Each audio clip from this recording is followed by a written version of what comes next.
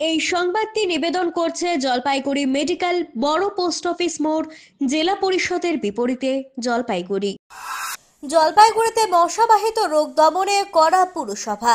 সোমবার সকালে পুরসভার উপপুরপ্রধান সৈকত চট্টোপাধ্যায়ের নেতৃত্বে পরিত্যক্ত টায়ার সহ অন্যান্য সামগ্রী সংগ্রহ করার অভিযান শুরু হলো।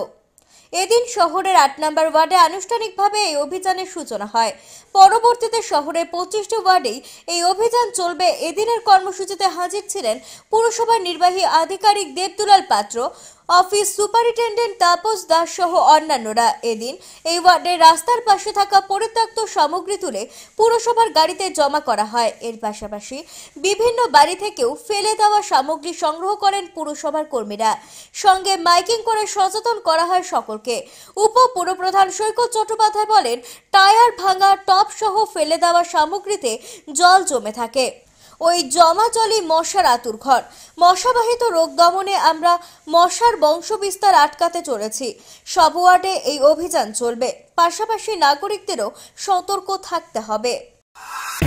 ডেঙ্গুর অন্যতম যেমন পরিষ্কার জল থেকে এডিস মশকিটো হয়, আবার এই জলগুলো পরিষ্কার জল জমে থাকে যেগুলো স্ক্র্যাপে, যেমন লোহা, লক্কর, প্লাস্টিকের স্ক্র্যাপ বা আপনি টায়ার বলুন, এইসব থাকে। এই স্ক্র্যাপ কালেকশনের জন্য রাজ্য সরকারের যে নির্দেশিকা এসছে যে ফেব্রুয়ারি 24 তারিখ থেকে একদম মার্চের 7 অবধি, আবার আপনার মার্চের 24 তারিখ থেকে এপ্রিলের 7, আবার তারপরে এপ্রিলের 24 তারিখ থেকে মে মাসের 7 তারিখ অবধি এই ডেঙ্গুকে যাতে আটকানো যায়, প্রিভেনশন, এটা হচ্ছে প্রিভেনশন প্রসিডিওর। কারণ ইংরেজিতে একটা কথা আছে, prevention is better then cure.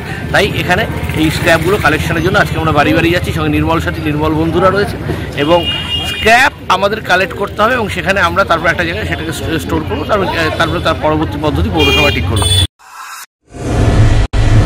প্রতি মাসের তৃতীয় রবিবার এসএসকেএম হাসপাতালের চিকিৎসক ডাক্তার অরুণাভ ঘোষ, এমডিডিএম এন্ড্রোক্রিনোলজিস্ট রোগী দেখবেন জেলা পরিষদের বিপরীতে জলপাইগুড়ি মেডিকেলে। তারা সুগার, থাইরয়েড, স্মৃতিশক্তি কমে যাওয়া, অতিরিক্ত ওজন, হাত পা যন্ত্রণা, দুর্বলতা, মাথার চুল উঠে যাওয়া, একাগ্রতার অভাব ইত্যাদি সমস্যায় ভুগছেন। তারা ফোন করুন 9933342740 এই নম্বরে।